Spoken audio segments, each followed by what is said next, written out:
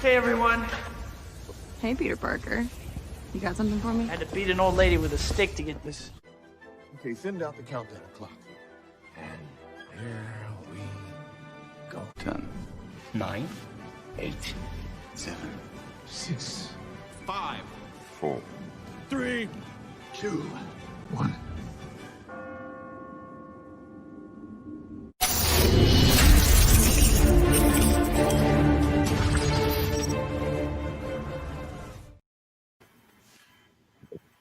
All right, and we're live with Secrets to Surviving Alienation. I'm Mr. X. We have Mom here, and we also have a guest speaker, Renji. Hope I'm saying that name right. Yes, yeah. Thanks for coming with us today on this journey that none of us expects to be on. Give us a little bit of a sense about what's going on in your world and how you ended up here. Where are you talking to us from? I'm talking to you from the northeast of UK, United Kingdom. And the sense of where we're coming from, what's actually taking place. I mean, I could only abbreviate what I'm going to do in this meeting with yourselves. Because there's always a starting point. And for me, my starting point would have been the beginning of actually my help, which we were getting from our own local government. So a cry for help, and you actually get help. But it didn't exactly go in that way. And basically, well, in a nutshell, when things don't go right in the UK, you've got to go through a complaint procedure. So to give you an example of a complaint procedure, my first complaint went in the first 2 weeks of the involvement. And my complaint was that the authority members that were involved weren't taking any concerns of children and from myself and completely alienating us. But before you know it, obviously they're making more and more documentations and they haven't spoken to us. But also a complaint procedure takes time. I mean, from my first stage to the second stage, it took over 2 years. And I'd experienced 13 social workers in that time, 14 managers and 3 directors. So let's go back. You introduced yourself as coming from the northeast of the United Kingdom. Are you a parent? Yes, I am. And are you currently in the process of divorce? Yeah, I'm separated, divorced. Is that where the trouble in this conversation originates from?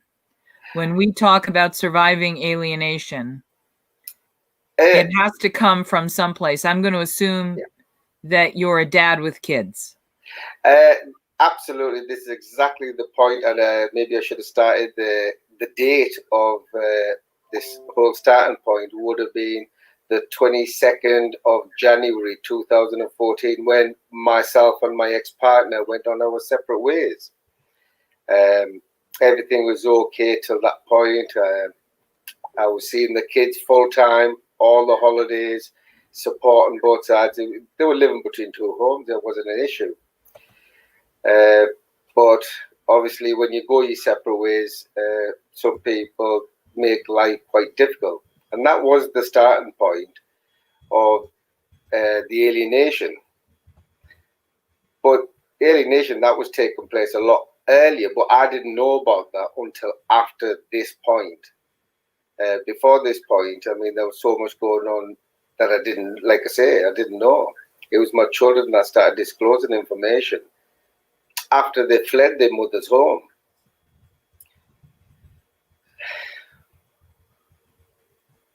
So, I mean, it's just a difficult time, because this is the time where you think that a parent, both parents, should be civilized to support each other, to do the best they can for the children. And I had a perfect example. Before that point, my children were living at my home as well as her home.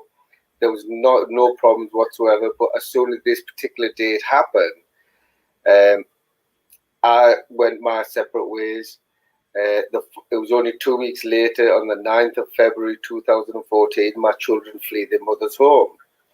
And that was the first time I actually found out that my children had been subjected to mistreatment in the home by the mother and the mother's family. And like I said, it was on the 9th that they actually fled. I spoke to the mother on the evening. I said, that me and you need to talk for the well-being of the children.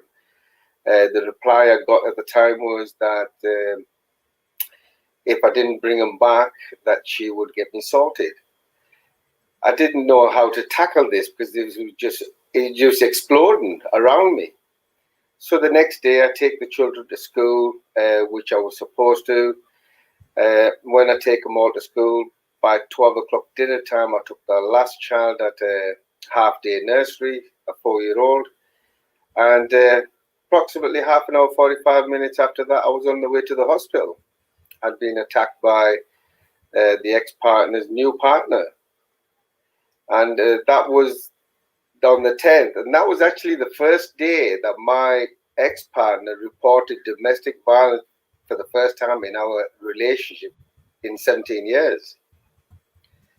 And I think it was 9 days later that she went and collected some information regards legal aid under domestic violence. But during this time, I was too busy going in and out of hospital, getting my finger repaired, stitched back together. Sir, I'm gonna ask. Let's go back just so we have a more of a framework, and I don't want to run out of time with you. How old were the children at this point? My youngest child, he was 4-year-old, and then I had an 8-year-old boy, then a 12-year-old girl, and a 15-year-old boy. But at this point, my youngest child, he was full-time living with me. Okay. I want to fast forward. You've given us a sense that your situation, like many, went from a reasonable situation to an unreasonable situation in terms of how it impacts the children. Yes. You've subsequently become a crusader. And I want to talk to you about the process of going from dad to crusader. People all over the world follow you and your case. You're doing a lot of work to try and help other families and to protect other children. Can you talk about how that happened and what it means to you to be a crusader? It means a lot, but I think it never ever stopped becoming a dad. I think it comes to a point where you keep hitting obstacles again and again and again, and it seems to never end. But I've always remembered that while I'm continue to speak up for the true counts of my children's suffering, only then my children would be still remain safe. I mean, there's many people who I know in the UK that have been committing suicide, and I totally understand. But I'm urging all these people, you've got to ask yourself that if you're gone, then there's no one left behind to protect your children. And this is something very important. Would you put yourself in the shoes of people like you when you started this process? What do you wish someone told you when this first started to happen? I'm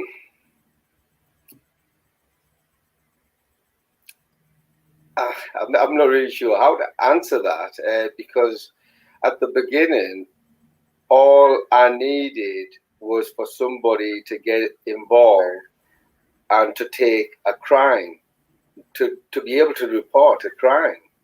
I never thought, I mean, now looking back at it, I wish somebody told me that nobody would want to know, because when you speak about crimes and then it links with government bodies, you just can't, you just neglect it. Would you have a piece of advice that you can share with the audience that you wish someone had told you at any point in this process? What is the most important thing you've learned that you need to share with people now? To remain strong, to be strong, and to try to get some help. Don't be alone. You can't alienate yourself. You need other professionals involved. I think a lot of difficulties start piling on is when you're alienated, you're just on your own. You just don't know which way to go because there's no support. And then you're suffering at the same time, and then it just starts piling on with the pressure, and you just don't know where to start and where to finish. So you need somebody independent to be involved in some form of a way, because it's a difficult time when you're actually going through this with your children. You know they're getting alienated, you know they're getting mistreated, but no, you just don't know what to do. But you could be irrational then, and then you get upset and you get frustrated, which is a normal behavior of humans. I mean, every parent's like that. But then people start saying that that frustration is aggressive. It's just, the words are just changed. So somebody does a crime to your child, you speak up, you get upset about it, then you get told that you shouldn't get upset about it because it's not appropriate. Well, what is appropriate? So for people, I think people need to support each other and take note of alienation, because this is a very serious crime and the impact it has on my own children. And they're still paying the price for it today because of the neglect. We're devastated to hear this. This is a devastating reality for millions of families around the world. You've chosen to protect your children. Would you talk about when it seemed like there was nothing else you could do, you didn't know what to do? How did you come to take action, and what action did you take? Well, this was approximately 4 months ago, where I exhausted all the remits, many professionals, MPs, mayors, councillors, Chief Commissioner of Police, Chief Executive of the district, Middlesbrough, and everybody's telling me that this is illegal, what's going on, but then I'm getting passed about. So I've probably gone through maybe 140 different professionals, as well as the normal 999 calls and Childline and NSPCC. Can you describe what some of those professionals do? What are their titles, and what service do they perform, or what are they attempting to perform? You see, it's like the Chief Executive of Middlesbrough Borough Council. He's responsible for everything in the council, what's supposed to take place. Now, people are doing crimes. Now, coincidentally, this gets a lot more complicated, but I'm actually in the middle of making a recording to explain this very thing. But these are people of position who are supposed to help run our government in our district and bring concerns forward to deal with these matters, just so we could improve things. But fortunately, that's not been happening. It's what is a normal that actually happens. Everybody who I speak to, the chances are they'll be sent on the sick, or they'll go on the sick, especially once I've showed them some information that I have. And this is a very frustrating time because I'm trying to report crimes on children, which is neglected. So and then 4 months ago, it just come to a point that there's nobody coming. There's no help. Doesn't matter what I've done to all my friends, family, associates, telling them about it, showing them it. They see it. They tell me the very same thing, like MPs and police officers. But no, it's not moving forward. So approximately 4 months ago, I made a recording for the first time, and I just released it on YouTube because I was breaking silence. But there's no right way of breaking silence. There's no manual on breaking silence. So the first recording was very simple. Who it involved, which was Middlesbrough Social Services. It was taking place where I am, which was child cruelty in broad daylight. I was giving the information about the court case, that's a fraud. And I was waiting to get some feedback to think, hopefully somebody will understand what I've just said. And I'm making this serious claim.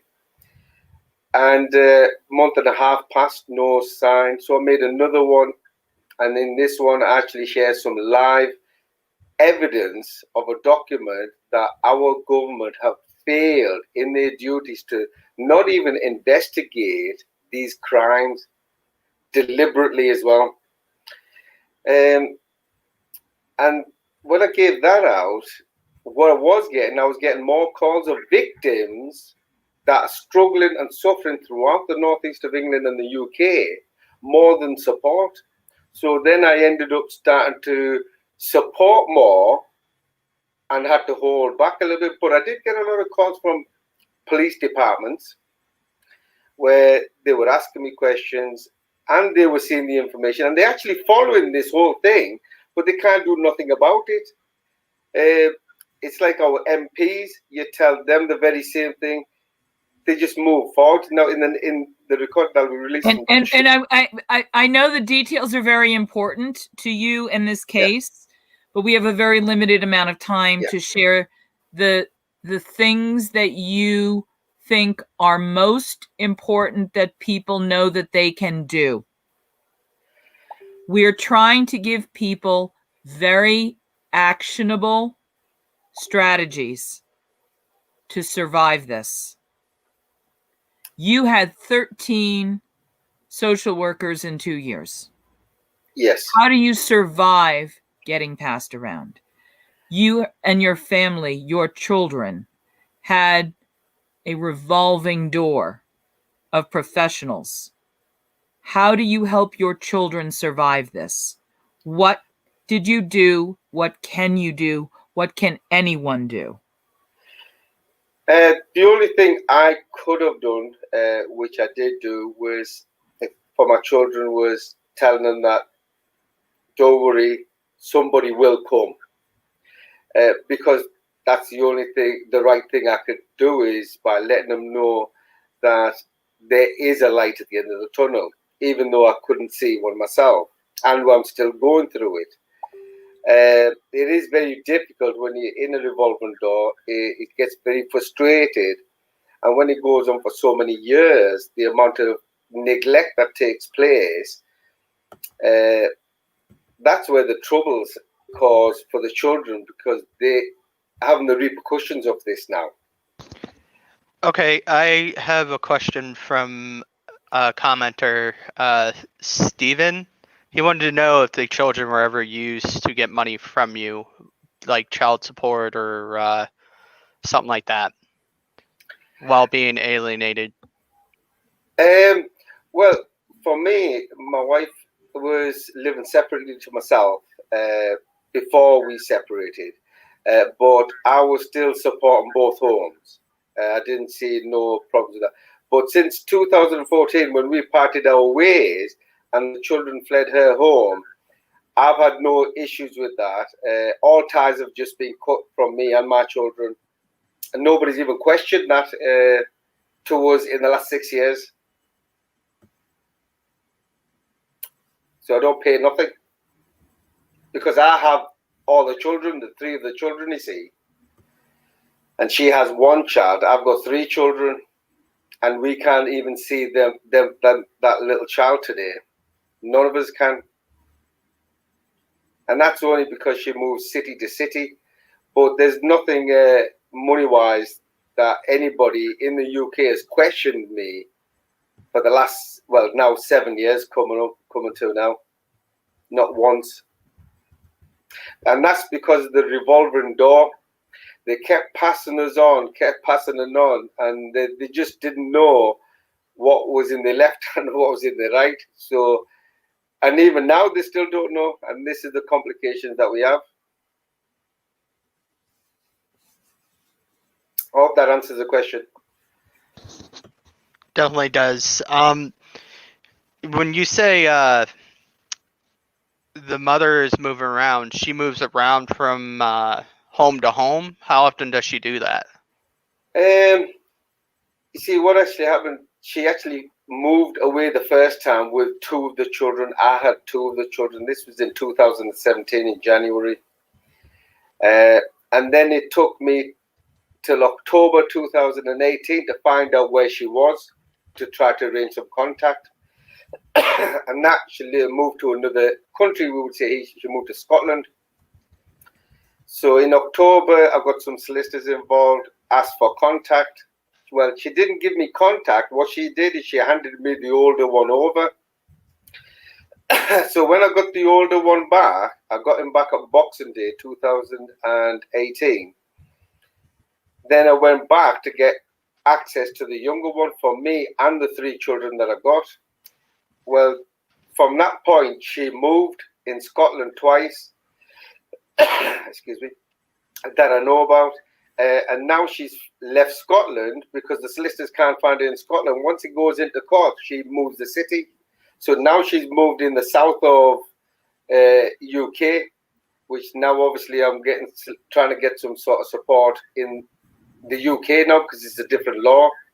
Rangi, can I interrupt you and ask the question? Yeah, Koska. When we're dealing with a situation, every situation is unique. Yeah. But there are patterns that are similar. What advice do you have for someone in your situation where the ex keeps moving and evading the process? It sounds like that's what you're describing. Or maybe there's a reason for it. I won't judge. But when someone is in a situation like what you're experiencing, what advice do you have? What strategy can you share will help in a situation like yours? Well, obviously, the mother doesn't want to compromise in any way. She's set in her ways. She has no reason to stop the contact with any of the children or myself. And the only way in my situation would be to get back into the courts, because for her, she's blaming everything on the judges. You see, because of what historically took place through the revolving doors of our government body, social services, she's now using that against the judges and obviously the children and myself. So the only way out of it is then to get it back into court. And that's a headache, because first you've got to find the person. And I've been now since 2019, it's 2 years. 3 years altogether, I've not been able to see my youngest son. That's 3 years for the older 2 children to not to see their youngest brother. And 2 years for the other one that's been here, he's not been able to. We could only keep moving forward. But the system must change, because the system actually allows alienation, time for alienation to take place. It actually allows that, because when they don't pay attention, they don't know what's going on through the revolving doors with misinformation, then it affects the long term. But like the mother's moving at the moment, the only thing the advice can be is just to keep moving forward, to try to trace her. The children try to find out where she is. The children try to communicate with the mother, but it's only when she wants to communicate So it gets difficult for them also. Thank you so much for your courageousness and for taking time to come and share. I'm going to give you the last word. Is there anything that you can share with people like you who are in a similar situation all over the world? What is the one most important thing that you have to share with this audience of people just like you? Never give up. Just never give up. Move forward. Because what's behind us is what's taken place, and what's in front of us is the only thing we could stop. Is to move forward and to hopefully make a better place, to make that change. But collectively, we can't do it on our own. So just keep getting back up. And always remember one thing. Anything happens to you, your children then don't have nobody that will love them like any parent, regardless of a male or female. We all love our children. And to try to not to cause as problems in the relationships. What's the one resource you found online that helped you the most that you want to make sure everybody knows about? For me, one of the best things that actually was for me was online was an agency called Changing Futures, which were very, very supportive in the whole family matter. Having somebody who understands what you're going through is half the journey.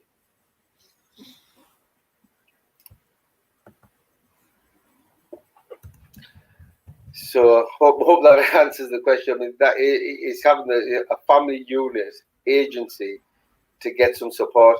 But I mean, that was, like I say, a long time ago since I've broken silence. Is communicating with the likes of yourself, Mom. That we need to make that change. We need to get the public together to support each other, because it's something that no parent should face alone. Well, I definitely appreciate you coming on and sharing your story with us and your thoughts.